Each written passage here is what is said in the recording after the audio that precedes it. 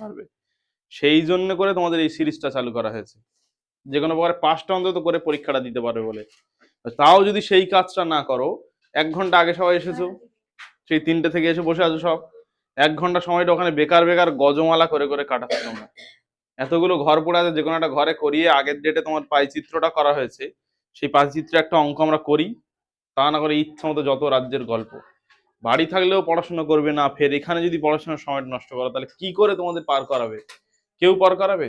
আর অঙ্ক করানোর পরে সেই অঙ্ক যদি না প্র্যাকটিস হয়, পৃথিবীতে এরকম কোনো মাস্টার নেই যে তোমার অঙ্ক শেখাবে। আমি এটুকু ক্লিয়ার বলে দিচ্ছি। যে যেখানে টিউশন পড়ো, যা পারে করো, আমার কাছে পড়ো, বাইরে যেখানে খুশি পড়ো, এখন ভারতবর্ষের সবচেয়ে যে ভালো পারে অঙ্ক সেই মাস্টারের কাছে যদি তুমি পড়তে যাও, যদি প্র্যাকটিস না করো জীবনে তুমি অঙ্ক পারবে না। প্র্যাকটিস মানে শুধু বাড়িতে বসে প্র্যাকটিস না, বাড়ি বসে হোক, মাস্টারের কাছে হোক, একটা অঙ্ক করানোর পর সেই অঙ্কটা যদি ওই তোমার খাতায় থেকে যায়, কোনো নেই, অভিনব স্যার বলে একটা স্যার আছে, সে এখন এখন ভারতবর্ষে মনে করো টপ একজন অঙ্কের ফ্যাকাল্টি, একজন অঙ্কের বড় মাস্টার, তার এনে যদি তোমার বাড়ি তোমার বাম্মা বসিয়ে রাখে পড়ানোর জন্য, তাও তোমার অঙ্ক শেখাতে পারবে না, আমি বলে দিলাম ক্লিয়ার করে, জীবনে পারবে না। অঙ্ক থেকে তোমার ভয়, তোমরা বলছো খালি অঙ্কে ভয়, আমি অঙ্ক ভাল লাগে না, এই ভাল লাগে না, ওই ভাল লাগে না, অঙ্ক আমার দু চোখের বিষ একদম। তাহলে কি করে হবে? দু চোখের তোমার বিষ হয় যদি, তাহলে তুমি অঙ্ক শিখতে পারো না। তো যে কোনো জিনিস যদি আমি ভালোবেসে না নিই, সেই জিনিসটার প্রতি আমি কোনোদিন শিখতে পারবো না, শেখা হবে না। তাও আমি বললাম যে তুমি অঙ্কে একবার বিদ্বান হয়ে যেতে হবে না, তোমার শুধুমাত্র তুমি পাশ করো, পরীক্ষাটা মোটামুটি ভালো নম্বর পাও, তার জন্য যেগুলো করাচ্ছি সেগুলো প্র্যাকটিস করতে হবে। এই পাই চিত্রের অঙ্কটা আগের দিন করে দিয়েছি, তোমরা যারা যারা পড়তে এসছো তার মধ্যে দেখা যাচ্ছে সবার কেউ আর বাড়ি গিয়ে ওইটা আর দেখোনি, ওটা কি জিনিস সে আর মনে নেই কোনো, ওটা কি জিনিস তোমরা জানো না। যে কোনো স্যার ম্যাডাম তোমার ওখানে পড়াচ্ছে, অঙ্ক করাচ্ছে, করানোর পর সে ওই চলে যাচ্ছে, তোমার অঙ্ক ওই তার সাথে বাড়ি বাড়ি চলে যাচ্ছে, অঙ্ক আর বাড়ি গিয়ে হয় না। প্রথম থেকে বলে বলে আসছি, আজকে প্রায় 1.5 মাস 2 মাস অতিবাহিত হয়ে গেছে, যে অঙ্কটা এখানে করানো হবে সেইটা বাড়ি গিয়ে দুটো খাতায় প্র্যাকটিস করতে হবে, হোমওয়ার্ক 1 আর হোমওয়ার্ক 2। যেদিন অঙ্কটা করানো হচ্ছে সেই দিনের দিনে প্র্যাকটিস করতে হবে এই খাতাটায়। যে কোনো অঙ্ক আমি করাই, বাকি তোমাদের যতজন অঙ্কের স্যার রয়েছে যে করা, তোমার এইখানে যে অঙ্কটা করাচ্ছে সেইটা বাড়ি গিয়ে প্র্যাকটিস করতে হবে একবার, ওই 1 নম্বর খাতায়। আর ফের যেদিন পরের পড়া আছে সেই দিন একবার করে আসতে হবে ওই অঙ্কটা, সেই দিন হোক, যদি সকালে পড়া থাকে তার আগের দিন রাত্রেবেলা করে আসবে। এই দুটো খাতা ওই জন্য করা, মুখ দেখার জন্য নয়। এই ভিডিওর মাধ্যমে বলে দিচ্ছি, যারা এসেছে, যারা যারা আসেনি তারা মানে বিশাল মানে একদম পুরো টপ লেভেলের স্টুডেন্ট বলে সেই জন্য আসেনি, তো তারা তাদের অঙ্কের প্রয়োজন নেই। এই ক্লাসে না আসলে কোনো ফাইনও নেই, কোনো সমস্যা নেই যে বাবা এই ক্লাসে আসলে ফাইন দিতে হবে, এরকম কোনো ব্যবসা নেই। তাহলে সেই জন্য তারা আসেনি, তারা জানে আমাদের অঙ্ক শেখার দরকার নেই, ওরা যথেষ্ট ভালো পারে অঙ্ক, ওই জন্য আসেনি, কোনো সমস্যা নেই, আমার ও নিয়ে কোনো চাপ নেই। কিন্তু যে কজন এসেছে শুধুমাত্র আমার দেখতে এলে তো হবে না, যে স্যার এখানে বসে বসে বোর্ডের সামনে নাচানাচি করবে তাই দেখবো, এরকম কোনো ব্যবসা তো নেই, তাই না? প্র্যাকটিস করে আসতে হবে। জিনিসটা বলি, তোমরা দেখবে তোমাদের স্কুলে, আমি বিভিন্ন স্কুলে প্রশ্ন ঘেটে দেখেছি, আর প্রশ্ন বিচিত্রায় তো অনেকগুলো স্কুলের প্রশ্ন থাকে, এবার আমাদের আশপাশে বেনিপুর, শতদল, মাদ্রাসা সবার প্রশ্নপত্র ঘেটে ঘুটে দেখেছি, সেখান থেকে যেটা পড়বে একটা চতুর্ভুজে আঁকতে দেবে। কি আঁকতে দেবে? সম্পাদ্যের মধ্যে একটা চতুর্ভুজ আঁকতে দেবে। চতুর্ভুজ সম্পর্কে তোমরা ছোটবেলা থেকে জেনে জেনে আসছো, সবাই এইদিকে মন দেবে, আর এক্সট্রা করে বিদ্যাসাগরের মতো কাজ করতে হবে না, ঠিক আছে? এইদিকে দেখো, তাহলে কি করব আমরা? চতুর্ভুজটা শিখে নেব। চতুর্ভুজটা কি আগের বছর তোমরা জেনেছো, পূর্ব পাঠের চ্যাপ্টারে এটা রয়েছে, চতুর্ভুজ আঁকতে দেবে। তার আগে চতুর্ভুজ একটা আঁকতে দিল, নর্মাল হয়তো চতুর্ভুজ আঁকতে দিয়ে দিল, কোণ দিল, বাহু দিল, দিয়ে বলে একটা চতুর্ভুজ আঁকো। আর হচ্ছে না হলে, এই তোর খাতায় কি হয়েছে, কি ভাবছি কবিতা লিখছি নাকি, না নতুন কোনো বইপত্র বের করবি, এইদিকে দেখতে বলছি আমি। তাহলে চতুর্ভুজের ক্ষেত্রে আমরা কি করে চতুর্ভুজ আঁকবো সেইটা জানার ক্ষেত্রে কত রকমের চতুর্ভুজ আমাদের আঁকতে হবে সেগুলো আমরা জেনে নেবো। ঠিক আছে, আগে চতুর্ভুজ কাকে বলে কে পারবে? আমরা এই যে বোর্ডটা নিয়ে কাজ করছি, এই বোর্ডটা একটা চতুর্ভুজ, আমাদের এই ব্যানারটা একটা চতুর্ভুজ, টেবিলটা একটা চতুর্ভুজ, আমাদের এই বইটা একটা চতুর্ভুজ, তাই না? এই বইটা একটা চতুর্ভুজের বই। এটা একটা কিসের ছবি? কোন ধরনের চতুর্ভুজের ছবি? আয়তক্ষেত্রের ছবি। তাহলে হচ্ছে এবারে চতুর্ভুজের মধ্যে প্রথম একটা কি একটা বললো, আয়তক্ষেত্রের নাম বলেছে একটা, তাই তো? আয়তক্ষেত্র ছাড়া ছাড়া কি কি চতুর্ভুজ আছে? মোবাইল ফোনটা একটা চতুর্ভুজ, তো ওটা একটা আয়তক্ষেত্র। তাহলে চতুর্ভুজ কাকে বলে? এই কথাটার মধ্যে দেখো লুকিয়ে আছে। চতুর মানে কি? চারটে, আর ভুজ মানে বাহু। চারটে বাহু যার সে চতুর্ভুজ, তাই তো নাকি? তাহলে আমার এই যদি একটা ছবি হলো, এর একটা দুটো তিনটে চারটে, চারটে বাহু আছে, তাই এটা একটা চতুর্ভুজ। কেন চতুর্ভুজ নয়? সমান হতে হবে চারটে বাহু। বলছে জুড়ে গেলে, আচ্ছা ও বলছে সমান হতে হবে। আচ্ছা আমি বলি একটা জিনিস, তোমরা দেখো,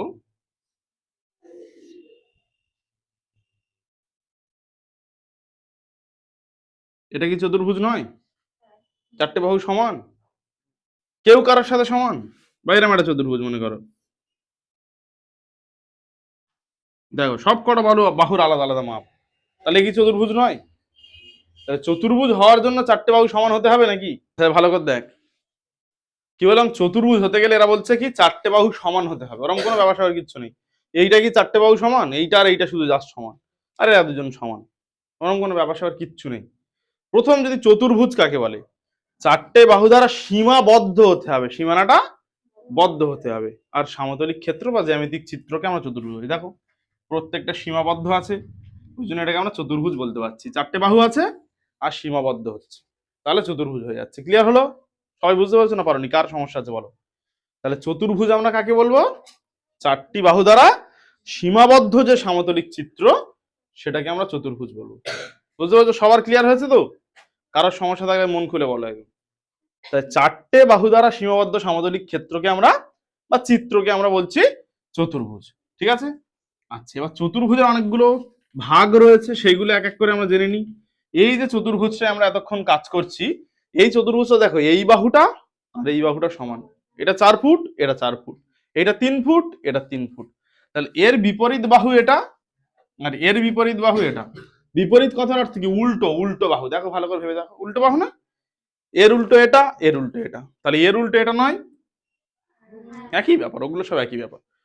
তাহলে হচ্ছে কি, যে চতুর্ভুজের বিপরীত বাহুগুলো পরস্পর সমান, তাদেরকে আমরা কি বলছি?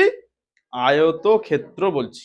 প্রত্যেকটা চতুর্ভুজ জানবো, তার কিছু কিছু বৈশিষ্ট্য আমরা জেনে নেবো, কারণ অ্যাকচুয়ালি আমাদের উদ্দেশ্য হচ্ছে ছবি আঁকা। ঠিক আছে? সেই জন্য ছবি আঁকতে গেলে পুরো তার সম্পর্কে আমাদের ডিটেলস জানতে হবে। ভালো করে দেখো, তাহলে এটার নাম কি বললাম? আয়তক্ষেত্র। দরকার হলে দুটো শেখা হবে আজকের আমার, কিন্তু সেই দুটো ভালো করে একদম তার সম্পর্কে ডিটেলস আমরা শিখে যাব বাড়িতে, মনে থাকে যেন। এই ক্লাসটা বারবার বলছি আমি, অঙ্কের একদম বেসের জন্য, পাস করার জন্য তোমাদের কাজ। তুমি পুরোপুরি না শিখতে পারলে বেকার হয়ে যাবে একদম। তাহলে প্রথম আয়তক্ষেত্র আমরা নিয়েছি। আয়তক্ষেত্রের ছবি আর আমি আঁকছি না, তোমরা দেখতে পাচ্ছ বোর্ডটা একটা আয়তক্ষেত্র। আয়তক্ষেত্রের ক্ষেত্রে কি হবে? বিপরীত বাহুগুলো পরস্পর সমান হবে। আয়তক্ষেত্র তাহলে হচ্ছে আয়তক্ষেত্র বললাম, আয়তক্ষেত্রের দুটো বাহু সমান, তাহলে এইটা আমার যদি 5 হয়, এটাও 5, এটা 3 হলে এটাও 3। তাহলে আয়তক্ষেত্রে আঁকার ক্ষেত্রে আমার শুধু দুটো দিয়ে দিলে হয়ে যাবে না? দুটো বাহুর মাপ দিয়ে দিলে হয়ে যাবে না? মানে দৈর্ঘ্য আর প্রস্থ তো অ্যাকচুয়ালি। তাহলে বলে দিল একটা আয়তক্ষেত্র আঁকো যার একটা বাহু 5 আর একটা 3। আমরা আঁকতে পারবো না? সহজে এঁকে দেবো তো? আঁকতে পারবো না, শুধু বাহু জানলে আমরা আঁকতে পারবো না। এই যে ছবিগুলো আঁকার ক্ষেত্রে আমাদের কোণ জানতে হবে, কোণ। তাহলে একটা আয়তক্ষেত্রের কোণ 60 ডিগ্রি হতে পারে, 30 ডিগ্রি হতে পারে, 40 ডিগ্রি হতে পারে, হতে পারে তো? বিভিন্ন আলাদা আলাদা কোণ হতে পারে আয়তক্ষেত্রের, পারে তো নিশ্চয় নাকি? না, পারে না। আয়তক্ষেত্রের প্রত্যেকটা কোণ 90 ডিগ্রি। কি বললাম? আয়তক্ষেত্রের প্রত্যেকটা কোণ 90 ডিগ্রি। বুঝতে পারছো সবাই? আয়তক্ষেত্র কেমন দেখতে হয় আমাদের, দেখো এখানে আমি সোজা করতে পারবো কিনা জানি না হাত দিয়ে। দেখো এই এই এটা মোটামুটি একটা আয়তক্ষেত্র। দেখো এই কোণগুলো পরস্পর লম্ব আকারে নেই, দুটো একদম এইরকম ভাবে নেই জাস্ট। তাহলে আয়তক্ষেত্রের প্রতিটা কোণ কি হবে? 90 ডিগ্রি। তাহলে আমাদের আয়তক্ষেত্র আঁকতে গেলে দুটো বাহু দিয়ে দিলে আমরা আঁকতে পারবো, কিন্তু কি করতে হবে? আমাদের কোণের সাপেক্ষে ছবিটা আঁকতে হবে। বুঝতে পারছো সবাই কি বললাম? তাহলে মনে করো আমরা আয়তক্ষেত্র আঁকতে পারবো, কিন্তু কিসের সাপেক্ষে আঁকতে হবে? আমাদের কোণের সাপেক্ষে। তাহলে কোণগুলো জানতে হবে। আয়তক্ষেত্রের কোণের মাপ তাহলে কত? 90 ডিগ্রি। জীবনে 90 ডিগ্রি ছাড়া অন্য কিছু হয় না। 89 হবে না, 91ও হবে না, ওর এপার ওপার তো অনেক দূরের কথা। তাহলে কি বললাম? আয়তক্ষেত্রের প্রত্যেকটা কোণ কি হবে? 90 ডিগ্রি। তাহলে আয়তক্ষেত্রে যদি দুটো বাহু দিয়ে দেয়, আমরা আয়তক্ষেত্র সবাই এঁকে দিতে পারবো। ক্লিয়ার হলো কি বললাম? তাহলে প্রথম আমরা আয়তক্ষেত্র আঁকাটা শিখে নেবো। আচ্ছা আয়তক্ষেত্র তো আজকে আঁকাবো, তার আগে আমি বাকি যে ছবি কটা সম্পর্কে তোমাদের একটুখানি ধারণা দিয়ে দিই। ঠিক আছে? তাহলে আয়তক্ষেত্রের দুটো বৈশিষ্ট্য আমরা জেনে গেলাম, কি কি বলতো? একটা হচ্ছে বিপরীত বাহুগুলো পরস্পর সমান হয়, আর আয়তক্ষেত্রের কোণগুলো হচ্ছে কি হয় 90 ডিগ্রি করে হয়। বুঝতে পেরেছো সবাই? কারো কোনো সমস্যা থাকলে খোলাখুলি বলো, বলো একদম পরিষ্কার। আমি বলছি এইটা কিন্তু খুব ইম্পর্টেন্ট, ভাইটাল জায়গা। 3 বা 4 নম্বরের একটা প্রশ্ন তোমাদের স্কুলে আসবে এই ছবি আঁকা থেকে। আর একটা জিনিস তোমরা জেনে থাকবে ছোটবেলা থেকে, সম্পাদ্যটা হচ্ছে এইগুলো, এই ছবি আঁকাগুলোকে আমরা কি বলবো অঙ্কের ভাষায়? সম্পাদ্য। এই সম্পাদ্য হচ্ছে নম্বর পাওয়ার সব থেকে সোজা জায়গা। তুমি যতদিন পড়াশোনা করবে, মাধ্যমিকে বলো, 9-এ বলো, পরে যদি সায়েন্স নাও, বা পরে সায়েন্স নিলে ব্যাপারটা আলাদা, 10 পর্যন্ত তোমাদের মেন স্কোরিং জায়গা হচ্ছে সম্পাদ্য।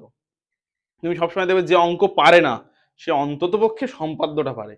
এই সম্পাদ্য না পারলে বেকার। আর সম্পাদ্যের জিনিস আমাদের কি কি জানতে হবে? কোণ জানতে হবে, বাহু আঁকা জানতে হবে, এই বেসিক জিনিসগুলো জানলেই সম্পাদ্য হয়ে যাবে, আর কিছু দরকার নেই আমার। তাহলে আয়তক্ষেত্রের ক্ষেত্রে আমার যেটা করতে হবে, বাহু দুটো পরস্পর সমান বিপরীত বাহুগুলো, আর কোণগুলো 90 ডিগ্রি। আর একটা ছোট্ট কনসেপ্ট আমি এখানে দিয়ে দেবো, এই কোনাকুনি যে বাহুগুলো টানা হয় এগুলোকে কি বলা হয় বলো তো? কে পারে বলো? এগুলোকে বলা হয় কর্ণ। এগুলোকে কি বলা হয়? কর্ণ। তাহলে দেখো আয়তক্ষেত্রের কটা কর্ণ থাকে গো? দুটো কর্ণ থাকে। দেখো আমি একটা নাম না হয়ে যাও দিয়ে দিই, দেখো ABCD, তাই তো? এটা একটা আয়তক্ষেত্র। এটা যদি আমরা অঙ্কের ভাষায় চটপট করে মনে করার চেষ্টা করি, তাহলে এবি বাহুটা কার সমান? এই ডিসি বাহুটার সমান। এবি বাহুটা ডিসি বাহুটার সমান, আর এই এডি বাহুটা বিসি বাহুটার সমান। দেখো আমি ভালো করে কিন্তু বলছি, তোমরা তোমরা এইগুলো ভালো করে শিখে নাও, নাহলে খুব ভীষণ সমস্যা হয়ে যাবে। আচ্ছা, এখানে এই যে কোণটা, এই কোণটার নাম কে পারবে বলতে? দেখো ADC, যে কোনো কোণের নাম আমরা কি করে বলি? যে বিন্দুতে আমার কোণটা সৃষ্টি হচ্ছে বা তৈরি হচ্ছে সেই বিন্দুটা মাঝখানে রাখি আমরা সবাই। একদম বেসিক জিনিস আমি ধরে ধরে শিখিয়ে দিচ্ছি। দেখো মনে করো এইটা একটা আমার কোণ উৎপন্ন হয়েছে, তাই তো? তাহলে এইটার নাম মনে করো A, এইটার নাম মনে করো B, এইটার নাম C। তাহলে কোণটা লেখার সময় কি হয়? এইটা কোণের চিহ্ন ABC, মানে যে বিন্দু থেকে আমার কোণটা তৈরি হচ্ছে সেটা আমরা সবসময় মাঝখানে রাখবো, আর তার দুদিকে দুটো বিন্দু আছে সেই দুটো আমরা দুই ধারে রাখবো। কেউ যদি এইটা না লিখে এরকম লিখতো CBA, তার ভুল হতো? ভুল হতো কি বলো? আচ্ছা, কেউ যদি বললো আমি এই দুটো কোনোটা লিখবো না, সেরাম লিখলো, তার ভুল হবে না? তার কি ভুল হবে? হবে? বাকি জনের কি মনে হচ্ছে? হবে? মন খুলে বলো সাদিয়া, হবে ভুল হবে? আচ্ছা, কেউ যেন মনের মধ্যে 50-50 থেকো না এই সময়, যে না মনে হয় স্যার আমার বলতে মনে হবে না। অবশ্যই ভুল হবে তো, সেটা মন খুলে বলতে হবে তো। যেটা ভুল আমি জোর গলায় বলতে পারবো না ভুল, প্রথম দুজন বললো হ্যাঁ, তাও সবখান চুপ করে আছে, জানা একটু ভেবে বলবে এর আগে কি হয় দেখি। তারপর স্যার যদি হ্যাঁ না বলে তা বলো নাটা উল্টো দিক বলে দেবো যে না হবে না, ভুল। গরম করলে হবে না, তুমি যেটা জানো সেটা জানো। আমি বললে কি অঙ্ক পাল্টে যাবে? পৃথিবীতে অঙ্কের যে নিয়ম সেটা নিয়ম। কেন আমি আমি যা ভাবে বলি, আমি যা খুশি করে বলি। শোনো, তাহলে কি বললাম, যে বিন্দু থেকে আমার কোণ তৈরি হচ্ছে সেই বিন্দুটা সবসময় আমরা মাঝখানে রাখবো। তাহলে যদি এই কোণটার নাম আমরা বলতে চাই, এই কোণটার নাম কি গো বলো? এই কোণটা, হ্যাঁ, BCD ও বলেছে। কেউ যদি উল্টো দিক থেকে বলে DCB, হবে না? যে কোনো একটা বললেই হয়ে যাবে। এগুলো যদিও আমার আয়তক্ষেত্রে কাজে লাগবে না, তোমায় বলছি কেন, যখন ওই আঁকবো যখন ছবিগুলো তখন সমস্যা লাগবে আমার। ঠিক আছে? আচ্ছা শোনো, তাহলে আয়তক্ষেত্র সম্পর্কে এই জেনেছো। এই যে আমার দুটো কর্ণ হবে, আয়তক্ষেত্রের দুটো কর্ণ হবে, ওরা দুজন সবসময় পরস্পরকে সমদ্বিখণ্ডিত করবে। কি বললাম? আয়তক্ষেত্রের কর্ণ দুটি পরস্পরকে সমদ্বিখণ্ডিত করে। মনে থাকবে সবাইয়ের? দেখো তোমাদের টেক্সট বইতে 17 পেজ বের করো সবাই, 17 পেজ, 17 পেজ বের করো। দেখো তার আগে 16 পেজের দিকে একটুখানি তাকিয়ে দেখো সবাই। 16 পেজে যেখানে আয়তক্ষেত্র আছে দেখো কতগুলো বৈশিষ্ট্য আছে। দেখো বলেছে বিপরীত বাহুর দৈর্ঘ্য কি হবে, তাহলে ব্র্যাকেটে শূন্যস্থানে আমরা কি লিখবো? সমান। প্রতিটি কোণের পরিমাণ 90 ডিগ্রি। কর্ণদ্বয়ের দৈর্ঘ্য পরস্পর সমান। দুটো কর্ণের দৈর্ঘ্য আয়তক্ষেত্রে সারা জীবনই সমান হবে। আচ্ছা, আর কি বলেছে? কর্ণদ্বয় পরস্পরকে সমদ্বিখণ্ডিত করে। সমদ্বিখণ্ডিত জিনিসটা কি? দুটো স্কেল দাও, সাজিয়ে স্কেলটা দাও, আরেকটা স্কেল দাও, আমি ভালো করে বুঝিয়ে দিই তোমাদের। মনে করো হচ্ছে আমার এরা দুজন সমান, দেখো স্কেল দুটো সমান তো, তাহলে এই দুটো আমার আয়তক্ষেত্রের কর্ণ, দুটো কর্ণ। ঠিক আছে? তাহলে প্রথম কনসেপ্ট আমরা জেনেছি এইগুলো সমান, এই দুটো সমান। আবার ফের কি করে, এরা দুজন পরস্পরকে সমদ্বিখণ্ডিত করে, মানে এরকম একটা মোটামুটি তৈরি করে, মানে এই দিকেরটুকু যতটুকু এই দিকেরটুকু আমার ততটুকুই হবে, এই দিকেরটা যতটুকু এই দিকেরটা ততটুকু, মানে এই একটা কর্ণ, এই কর্ণটা মনে করো আমাদের এই বিডি কর্ণ, ঠিক আছে। এই কর্ণটাকে কে সমদ্বিখণ্ডিত করছে? এসি কর্ণ সমদ্বিখণ্ডিত করছে, মানে এইটা যা কেটে ভাগ করেছে এটাও তাই কেটে ভাগ করেছে। আবার উল্টো ভাবে আমার দেখাচ্ছে এইটা এসি কর্ণ, এই বিডি কর্ণটাকে এটাকে আমার কি করছে? সমদ্বিখণ্ডিত করছে, মানে এইটা এটা সমান করছে। ক্লিয়ার হলো সবাই কি বললাম? তাহলে আয়তক্ষেত্রের কি ক্যারেক্টারিস্টিক জেনেছি, আমার দরকার দুটো ছবি আঁকবো আমি আজকে, শুধু আয়তক্ষেত্র বর্গক্ষেত্র আঁকবো প্রয়োজন হলে, কিন্তু হচ্ছে আমি ভালো করে বিষয়টা বুঝে নিয়ে তারপর আঁকবো। আরো একবার রিপিট করছি আমি, আয়তক্ষেত্রের বিপরীত বাহুগুলো পরস্পর সমান হয়, কোণগুলো সব কত হয়? 90 ডিগ্রি হয়, দুটো কর্ণ থাকে, কর্ণ দুটো পরস্পর সমান হয়, একটা কর্ণ 6 হলে আরেকটাও 6, ঠিক আছে। আরেকটা বিষয় হচ্ছে আয়তক্ষেত্রের কর্ণ দুটি পরস্পরকে সমদ্বিখণ্ডিত করে। বুঝতে পেরেছো সবাই? কারোর কোনো সমস্যা থাকলে আমার সঙ্গে ক্লিয়ার করে বলো। আচ্ছা, আজকে এই কার্কনটা নিয়ে নাও একটুখানি বেঁচে। এইবার আজকের আমরা আরেকটা ছবি সম্পর্কে জানবো, যে ছবিটা একদম আমাদের যত অঙ্ক আছে তার মধ্যে একদম পাতি লেভেলের ছবি, সেটা একটুখানি আমরা জেনে নিই। এইদিকে সবাই, তাহলে এর পরের যে ছবিটা আমাদের আঁকতে হবে সেটা হচ্ছে নাম হচ্ছে বর্গক্ষেত্র। এটা তোমরা সবাই পারবে। বর্গক্ষেত্র, বর্গক্ষেত্রটা কি জিনিস বলো তো দেখি? যে চতুর্ভুজের চারটে বাহু সব সমান তাদের আমরা কি বলবো? বর্গক্ষেত্র বলবো। চারটে বাহু সমান, আর কিছু ক্যারেক্টারিস্টিক্স আমি বলে দিচ্ছি। এদের হচ্ছে কি হয়, এদের চারটে কোণই সব 90 ডিগ্রি।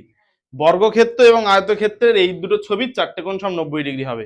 বাদ বাকি আর যারা যারা আছে, আমার রম্বস আছে, ট্রাপিজিয়াম আছে, তারপর সামন্তরিক আছে, এদের কিন্তু কোণগুলো 90 ডিগ্রি হবে না। বুঝতে পারছো সবাই?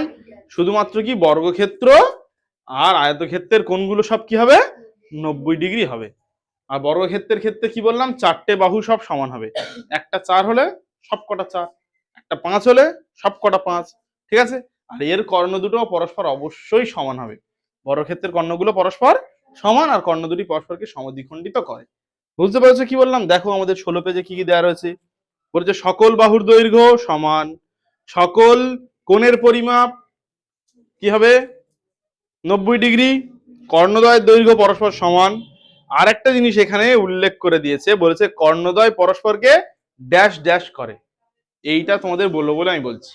কর্ণদ্বয় পরস্পরকে বলছে সমদ্বিখণ্ডিত করে, তাহলে একটা শূন্যস্থানে বসালাম সমদ্বিখণ্ডিত করে, আর একটা শূন্যস্থানে কি বসাবো? সমকোণে সমদ্বিখণ্ডিত করে। হ্যাঁ, ও লম্বভাবে বলেছে, ঠিক আছে। তাহলে কি বললাম? সমকোণে সমদ্বিখণ্ডিত করে। তাহলে বর্গক্ষেত্রের কর্ণগুলো পরস্পরকে সমকোণে সমদ্বিখণ্ডিত করে। ওটা আমি যখন ছবি আঁকবো ছবিতে তোমাদের বুঝিয়ে দিচ্ছি। ক্লিয়ার হলো সবাই? বুঝতে পেরেছো?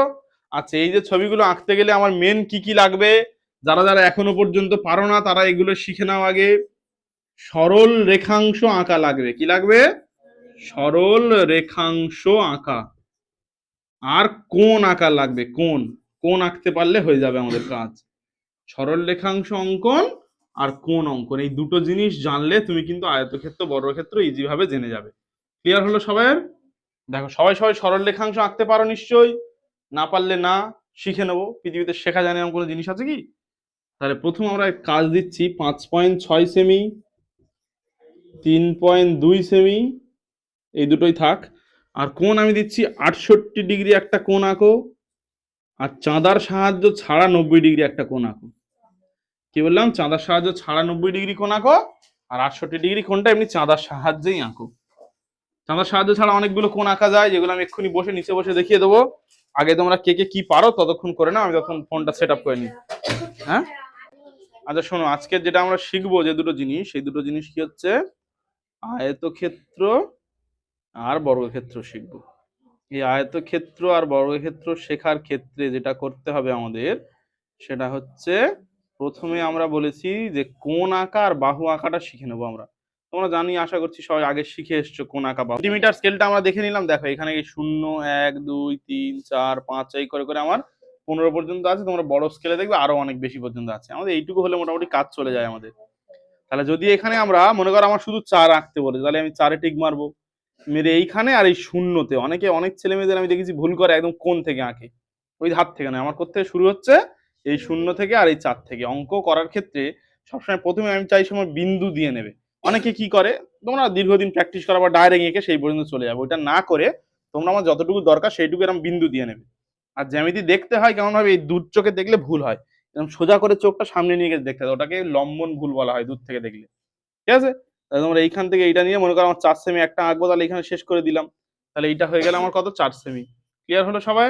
এইবার যদি ওই রকম গোটা গোটা ছাড়াও একটা কিছু কাটাকুটি দেয়, আমরা যেটা দিয়েছিলাম 5.6, তাই তো? তাই দেখো আমি এখান থেকে শুরু করছি, তাই শূন্য একটা আমি দিয়ে নিচ্ছি বিন্দু, আমি দেখো পেন্সিলটা কিন্তু সোজা করে ধরেছি, আর একদম ফ্রি হ্যান্ড রাখবে সবাই, এইটা ছোটবেলার থেকে ভালো করে শিখে নাও। আর দেখো প্রত্যেকটা খোপের মধ্যে কুচো কুচো আবার তোমার 8টা 9টা করে খোপ আছে, দেখো ছোট ছোট করে লেখাও আছে এই জ্যামিতিটাতে, 1 2 3 4 5, পাঁচটায় নিচের দিকে লেখা আছে 6 7 8 9, আর পরেরটা গেলে আবার 10 হয়ে যাচ্ছে, 10 ঘর করে খেলে গেলে দেওয়ার আমি অন্য খোপে পৌঁছাতে পারবো। তাহলে আমি 5 পর্যন্ত এলাম, আসার পরে তারপরে আরেকটু যেটা এই একটু বড় মতো আছে, দুটো এই বড় বড় লাইন, আর মাঝখানে একটা বড় লাইন, তাই তো? একটু ছোট লাইন মাঝারি লাইন, ওটা 5, ওর পরে 1 গেলে আমার 6, দেখো তাহলে 6 হলো, তাহলে আমি 5.6 পেয়ে গেছি তো। দেখো তাহলে এইভাবে আমরা কি আঁকবো, সরল রেখাংশগুলো আঁকবো। তাহলে সরল রেখা আঁকতে নিশ্চয়ই কারো সমস্যা হবে না। আর একটা জিনিস আমি যেটা বলেছিলাম, কোণ আঁকতে বলেছিলাম, আমাদের আয়তক্ষেত্র বর্গক্ষেত্রের ক্ষেত্রে শুধুমাত্র কি কোণ লাগবে বলো তো, 90 ডিগ্রি কোণ লাগবে, ওটা আমি চাঁদার সাহায্য ছাড়া তোমাদের শিখিয়ে দিচ্ছি। আর বাকিগুলোর ক্ষেত্রে আমার কিন্তু অন্য অন্য কোণ লাগবে, তাই না? তাই অন্য কোণ আঁকাগুলো একবার আমরা একটুখানি শিখে নিই। যে কোনো মাপের একটা সরল রেখাংশ নিচে নেবে, নেওয়ার পরে যে চাঁদা আগের দিন আমি তোমাদের শিখিয়ে দিয়েছিলাম, আজকে জাস্ট একবার বলে দিচ্ছি, চাঁদাটা সবাই দেখে নাও। চাঁদায় যে নিচের যে সরল রেখাংশটা টানা আছে না, দেখো মাঝখানে একটা কাটা চিহ্ন দেওয়া আছে, একটা ছোট মতো আছে, ওইটা আমার এই বিন্দুতে মেলাতে হবে, নিচেরটা যেন সোজাসুজি একদম ওইটার উপর থাকে, আর এইখানে আমরা মেলাবো। এখান থেকে নিচের লাইনটা ধরে ধরে আমরা গুনে গুনে গুনে গুনে গেলে এইখানে এসে আমার 180 শেষ হচ্ছে, তাহলে আমি 68 ডিগ্রি বলেছিলাম তো। তাহলে দেখো এই 0 10 20 30 40 50 60, এই বড় লাইনটা 60, আর ওর পরে ওই আবার কুচো কুচো 5 6 7 8, দেখো এই 8 আমার শেষ হচ্ছে, এই 8 একদম সরাসরি দিয়ে নিয়েছি, তাহলে আমার 68 ডিগ্রি হয়ে গেল। আর ওইটা আমি যে কোনো কিছু সোজা জিনিসের সাহায্যে জুড়ে দেবো। তাহলে দেখো আমি কেমন করে করছি, তোমরা একটুখানি দেখে নাও, নিজেরা তোমরা এর থেকে ভালো পারবে আশা করছি, আমি শুধু জাস্ট তোমাদের এটা দেখিয়ে দিচ্ছি। দেখো হলো, তাহলে দেখো এই হয়ে গেল, এই যে কোণটা তৈরি হলো আমার কত ডিগ্রি কোণ, 68 ডিগ্রি কোণ। ঠিক আছে, এইবার তোমাদের একটা জিনিস শিখে নিতে হবে, সবাইয়ের কোণ তোলাটা শিখে নিতে হবে। সেটা কোথায় কাজে লাগবে, আমাদের রম্বসের ক্ষেত্রে বলো, বা হচ্ছে আমাদের অন্যান্য যে সমস্ত আমরা জ্যামিতিক ছবিগুলো আঁকবো সেইখানে আমাদের কোণ তোলাটা কাজে লাগবে। আয়তক্ষেত্র বর্গক্ষেত্রের ক্ষেত্রে কিন্তু আমাদের কোনো কোণ তোলা লাগছে না। ক্লিয়ার হলো কি বললাম? অন্য অন্য জায়গায় আমাদের কোণ তোলা কাজে লাগবে। তা প্রথম আমাদের একটা অঙ্ক বলে দিয়েছে, দেখো সেটা হচ্ছে বলেছে ABCD একটি আয়তক্ষেত্র অঙ্কন করি। তাহলে একটা আয়তক্ষেত্র অঙ্কন করেছে, যার নাম ওরা ঠিক করে দিয়েছে কি, ABCD। ঠিক আছে, যার ক্ষেত্রে বলেছে তোমাদের যার এবি সমান সমান 6, এবির মাপটা বলে দিয়েছে, এবিটা হচ্ছে আমার 6, আর বিসিটা হচ্ছে 4 সেমি। ঠিক আছে, হলো, আয়তক্ষেত্রের মাপ বলে দিয়েছে, তাই তো? তাহলে আয়তক্ষেত্রের বাহুর মাপ তো বলে দিয়েছে, আর কোণের মাপ আমরা সবাই জানি, কোণের মাপ কত বলতো, আয়তক্ষেত্রের 90 ডিগ্রি। 90 ডিগ্রি কোণ যদি আমরা চাঁদার সাহায্য ছাড়া আঁকি, কেউ যদি বলে না স্যার আমি চাঁদা দিয়ে আঁকবো, কোনো সমস্যা নেই, তুমি চাঁদা দিয়েও আঁকতে পারো, চাঁদা না দিয়েও আঁকতে পারো। হ্যাঁ, মানে একটা জায়গায় আমার বলেছে যে তুমি একটা একটা অনুষ্ঠান হচ্ছে, বলেছে চাঁদা দিয়ে খেতে যেতে পারবে, চাঁদা না দিয়েও খেতে যাবে, আমি কি চাঁদা দিয়ে খেতে যাবো, চাঁদা না দিয়ে খেতে যাবো, তাই না? সেই জন্য তা যখন আমার অফার আছে আমি চাঁদা না দিয়ে করে নিচ্ছি। তাই দেখো চাঁদা দিয়ে, চাঁদার সাহায্য ছাড়া যদি আমি 90 ডিগ্রি কোণ আঁকতে যাই, যে কোনো মাপের বৃত্তচাপ, এই যেটা আমি নিয়েছি এটাকে আমরা কি বলি, বৃত্তচাপ, যে কোনো মাপের একটা বৃত্তচাপ নেবো, নেওয়ার পর সেটা দিয়ে একবার আমি কাটবো, কাটার পরে যেখানে ছেদ করবে সরল রেখাংশটিকে সেখান থেকে একবার কাটবো। তোমরা কি জানো এই একবার কাটলে কত ডিগ্রি কোণ হলো, জানো কেউ? 60 ডিগ্রি কোণ হলো। আচ্ছা, এবার ফের ওইখান থেকে বসে যদি আর একবার কাটি, তাহলে কত হলো, 60 আর 60 120, কারণ এটা 60, ফের আরেকবার দিলাম 120 হয়ে গেল। তাহলে আমার লাগবে কত বলো তো, 90 ডিগ্রি। এটা তোমার শিখে নাও। তাহলে এখানে আমার 60 হয়ে গেছে তো, আর এই যে 60টুকু আছে এটা যদি আমরা ভাগ করে দিই তাহলে কত হয়ে যাবে, 60-এর হাফ কত, 30, তাহলে এই 60 আর এই 30টা যোগ করে দিলে কত, 90 হয়ে যাবে। সেই কাজটাই আমরা করি, যে কোনো কোণের কি করে ভাগ করে জানো তোমরা, যে কোনো মাপের পরিমাপ নেবে, যে কোনো মাপের, আমরা এই মাপে রেখে দিয়েছি, কেউ চাইলে ওরা বড় করেও নিতে পারো। এই যে কোনো মাপের একটা বৃত্তচাপ নিয়ে যে যেখান থেকে ভাগ করার ইচ্ছা হচ্ছে ওখানে একবার বসাবে, আর যেখান আরেকটা জায়গায় বসাবে, বসে এই করে দিয়ে, তাহলে এইটুকুর আমার ভাগ হয়ে গেল। ক্লিয়ার হলো সবাইয়ের? সবাই বুঝে নাও ভালো করে। তাহলে আমার এই দেখো, এই বিন্দু থেকে তো কোনটা আঁকবো, এই, আর এখানে একটা আমি ছেদ বিন্দুটা দিয়ে নিলাম একটা, এই নেওয়ার পরে হচ্ছে এখান থেকে আমি এই বসাচ্ছি, এই বসালাম, এইখানে হচ্ছে আমি জুড়ে দিলাম। ক্লিয়ার হলো? দেখো তাহলে হয়ে গেল আমার 90° কোণ। বুঝতে পারছো সবাই কিভাবে আঁকলাম? আর একবার বলে দিচ্ছি, দেখো এইটা 60 তো, আর এই যে 60টুকুর অর্ধেক ভাগ করেছি, করলে এইটুকুও তাহলে আমার 30, তাহলে 60 আর 30-এ কত? 90°। এইভাবে আমরা 90° কোণ আঁকবো। সমস্যা আছে কারোর? আরো একবার 90 হলো? তাই দেখো 90° কোণ হয়ে গেল তো। এবার হচ্ছে আমরা জ্যামিতিটা করি, যে অঙ্কটা আছে সেটা করি।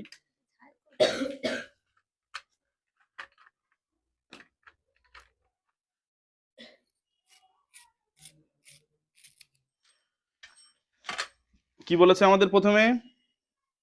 6 সেমি আর 4 সেমি দুটো বাহু বলেছে। তাহলে এই এই এই যে জ্যামিতিটা দিয়ে তোমরা মনে মনে প্রথমে এঁকে নেবে। দেখো ছোট করে আমি এই রাফে মনে মনে ভেবে নিচ্ছি। এই মনে করো আমার ABCD, তাই তো? তাহলে আমি ধর নাম দিলাম ABCD। তাহলে আমার AB কত বলে দিয়েছে? 6, মানে এই বাহুটা আমার 6 হবে। আর A কত বলে দিয়েছে? B আর C, এই বাহুটা কত হবে? 4 হবে, তাই তো? দেখো তাহলে এইভাবে আমরা ছবিটা আবার আঁকবো। ছবিটা এখানে টুক করে মনে মনে করে নিয়েছি, নেওয়ার পর ছবি আঁকছি। দেখো তাহলে প্রথমে আমরা 6 সেমি একটা নিয়ে নিই, এই 6 সেমি নিয়ে নিলাম, হলো? আর একটা কত সেমি বলেছে? 4 সেমি, 4।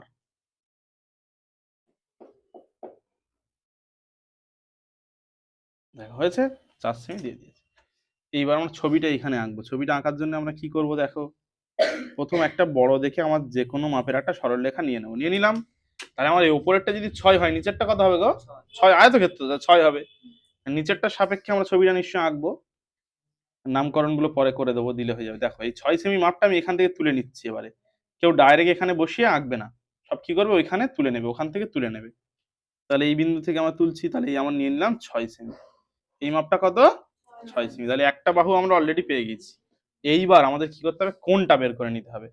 এবার হচ্ছে আমাদের কোণ, প্রত্যেকটা কোণ 90° তো বলা হয়েছে তো নাকি? তাহলে এখান থেকে 90° কোণ আমরা বের করে নিই। দেখো 90° কোণ যেমন এক্ষুনি আঁকা ওইখানে হলো, সেই রকম ভাবে আমরা সেম ভাবে এঁকে নেবো। ঠিক আছে, এইখানে বসালাম, একবার টানলাম, এইখানে বসিয়ে আরো একবার টানলাম। তাহলে এই মাপেই আমরা করে নিচ্ছি, আর বড় ছোট কিছু করছি না। তোমরা চাইলে বড় ছোট করলেও ভুল হবে না অঙ্কটা। এই হয়ে গেল। সমস্যা হচ্ছে এটা অন্যটা টাইট আছে, এরকম একটা দেবে পরের বারে কাঁটা কম্পাসটা, পেন্সিল কম্পাসটা। এইখানে আমার ছেদ করেছে,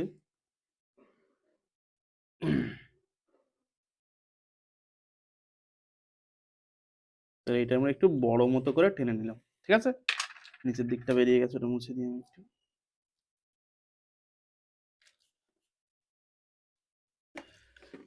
দেখো এই বাহুটা কত গো? 4 করতে হবে।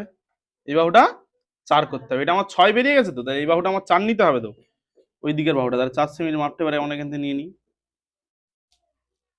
নিয়ে নিলাম 4 সেমি মাপটা। তাহলে এই বাহুটা হচ্ছে আমার হয়ে গেল 4। ক্লিয়ার হলো? 4 সেমি বেরিয়ে গেল। এই বাহু এই ধারের বাহুটাও কত হবে? কত হবে? 4। তাহলে 4 সেমি একটা বড় করে টেনে নিলাম। আর উপরের বাহুটা কত হবে? 6।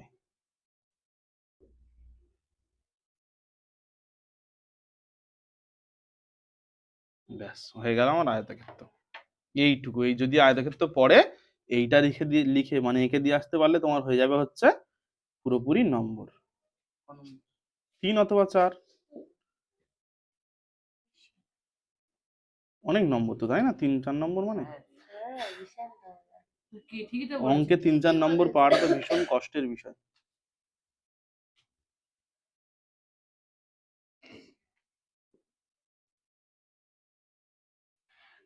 ব্যাস, এবার নাম দিয়ে দিই আমরা ABCD। এইবার এই আমার অঙ্ক কমপ্লিট হয়ে গেছে। এবার শুধু আমার যেটা করতে হবে সেটা লিখবো হচ্ছে AB, এটা না লিখলেও অনেক স্কুলে চলে যায়। ABCD আয়ত ক্ষেত্র অঙ্কন করা হলো। হয়েছে? এবার এখানে লিখো যার, দেখো এবি বাহুটা সমান সমান কোন বাহুটা গো? ডিসি বাহুটা সমান সমান কত সেমি? 6 সেমি। আর হচ্ছে কি আমার বিসি বাহুটা সমান সমান এডি বাহুটা সমান সমান 4 সেমি। পুরোপুরি এইটুকু করে দিয়ে আসতে পারলে তোমার হচ্ছে পুরো নম্বর তুমি পেতে বাধ্য। এইটা কেউ না লিখলেও সমস্যা নেই, হচ্ছে এইটুকু শুধু এঁকে দিলেও হয়, কিন্তু হচ্ছে আমার যদি লিখে দিয়ে আসি একদম পুরো পারফেক্ট হয়ে গেল। এইদিকের পোর্শনটা বাদ, এটা তোমাদের বোঝানোর জন্য প্রথমে করছিলাম, এগুলো বাদ। অঙ্কটা শুধু আমার এই যে চারদিকে দাগ টানা আছে এর মধ্যে যেটুকু আছে সেইটা আমার অঙ্ক। পরিষ্কার হলো? বলো, পারবে? সবাই করতে পারবে? আয়তক্ষেত্র, দেওয়ালে এটা বড় ক্ষেত্র এঁকে হয়ে যাবে আমাদের আজকে। এবার তোমরা বাকিগুলো প্র্যাকটিস করবে। পড়েছে তো, অনেক স্কুলে পড়েছে তো, যদি তোমাদের স্কুলে পড়ে তাহলে ভালো। মানে ওই কটার মধ্যে একটা পড়বে, বুঝছো? হ্যাঁ, না না, এই সব কটা যে ছবি আঁকাবো পরের দিন, এই কদিনের মধ্যে যে ছবিগুলো আঁকাবো সবগুলোই তোমরা এইভাবে বুঝতে পারবে, তাহলে হচ্ছে সেইগুলোর মধ্যে একটা পড়বে। আচ্ছা, বড় ক্ষেত্রে একটা যে কোনো একটা আমি দেখিয়ে দিই। আচ্ছা, এখান থেকে বড় ক্ষেত্রে ওরা যা দিয়েছে অনেকগুলো আছে, বাদ দাও, আমি একটা নিজের মতো করে দিচ্ছি। একটা মনে করো 5.6 দিয়ে একটা বড় ক্ষেত্র পড়েছে, একটা বাহু হচ্ছে 5.6 বড় ক্ষেত্রে। বড় ক্ষেত্রে একটা বাহু বলে দিলে তো কাজ হয়ে যাবে নাকি?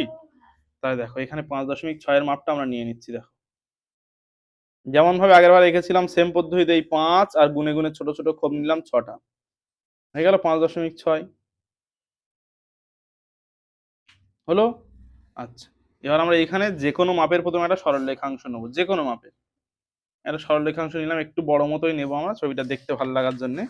আচ্ছা, তারপরে হচ্ছে যেটা করব আমরা দেখছি হয়ে যাবে এটা। তাহলে এই 5.6 এর মাপটা আমরা এখান থেকে তুলে নেব, ঠিক আছে? দেখ, এই 5.6 এর মাপটা নিয়ে নিলাম আমরা, ঠিক আছে? এই বর্গক্ষেত্র করার ক্ষেত্রে কেউ যদি ভাবে যে হচ্ছে আমি মানে ওই শুধু একটা কোণ আঁকা শুধু শিখলে, 90 ডিগ্রি কোণটা আঁকা শিখলে বর্গক্ষেত্র আর তোমার কিচ্ছু লাগবে না। দেখো ওই বাহুটা তো সবাই তুলতে পারবে ধরে ধরে মাপটা ওখান থেকে, এবার একটা কোণটা এখানে শুধু 90 ডিগ্রিটা এঁকে নিতে হবে জাস্ট। 90 ডিগ্রি কোণটা আমরা এখান থেকে তুলে নিই। দেখো এই একবার, এই দুবার,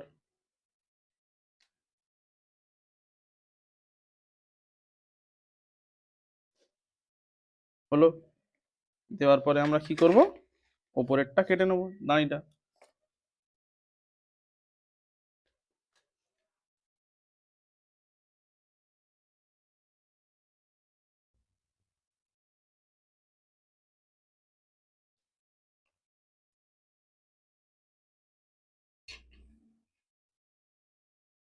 হয়েছে? 90 ডিগ্রি কোণ হয়ে গেল। এইবার আমরা যেটা করব সেটা হচ্ছে এখান থেকে এই এই যে মাপটা নিয়েছিলাম 5.6, সব কটা তো 5.6 হবে, তাই না? তাই দেখ মাপটা ঠিক আছে কি, এবার দেখে নেওয়া আছে তো? তাহলে এই দিকের বাহুটাও কি হবে? 5.6 হবে। এই যে বাহুটা নিয়েছিলাম সেও 5.6 হবে। আর এপার থেকে এদিকে যেটা হওয়ার কথা আছে ওটাও 5.6 হবে। ব্যাস রেডি আমার বর্গক্ষেত্র, একদম হয়ে গেল।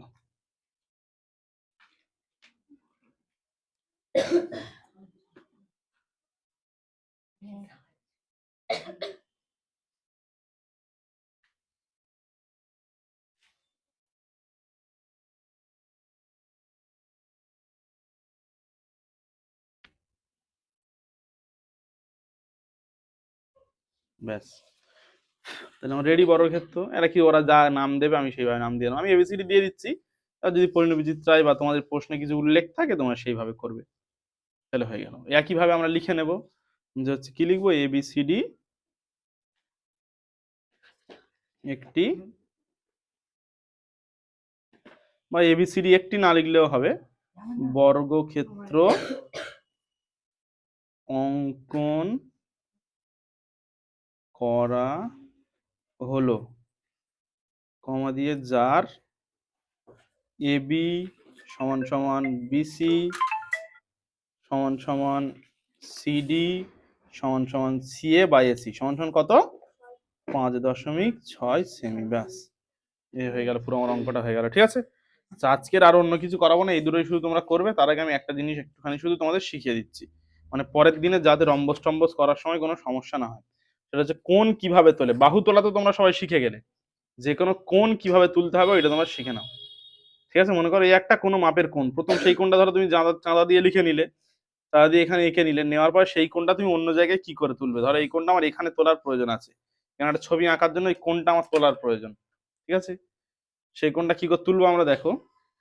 প্রথম কোণটা তোলার জন্য কি করবো আমরা, এইখান থেকে বসিয়ে ওই যে কোণটা আমার আগে যেখান থেকে তুলতে চাইছি তার একটা বৃত্তচাপ, আমার নিজের ইচ্ছা মতো একটা বৃত্তচাপ আঁকবো, আঁকলাম, নিজের ইচ্ছা মতো বৃত্তচাপ ধরে এই বিন্দুতে আমি তুলতে চাইছি, তাহলে এই বিন্দুতে আমরা সেই বৃত্তচাপটা বসিয়ে নেবো, হয়েছে, কোণ তোলাটা শিখে নাও, বাহু তোলাটা তো আগে জেনে গেছো। এইবার মেন কাজটা করতে হবে, এইখানে বসাবো, আর ওই যে সরল রেখাটা যেখানে ছেদ করেছে ওইখানে বসাবো, এই কোণটা সম্ভবত আমার ওই 59-60 দিকে হবে, 58-59 মতো হবে, আমি আন্দাজে এঁকেছি, কিন্তু ওই রকমই হবে দেখবে। এই হলো, হুম, এই দেখো এই টেনে নিলাম, তাহলে ওই যে কোণটা ছিল তার আমি এখানে তুলে ফেললাম, বোঝা গেল। তাহলে কোণ তোলাটাও আমরা আজকে শিখে গেলাম, পরের দিনে কাজে লাগবে বলে আমি আগের থেকে তোমাদের একটু এটা বলে দিচ্ছি, পরের দিনে কোণ তোলাটা আমার ভীষণ ভাবে রম্বস টম্বস গুলো শিখতে গেলে কাজে লাগবে।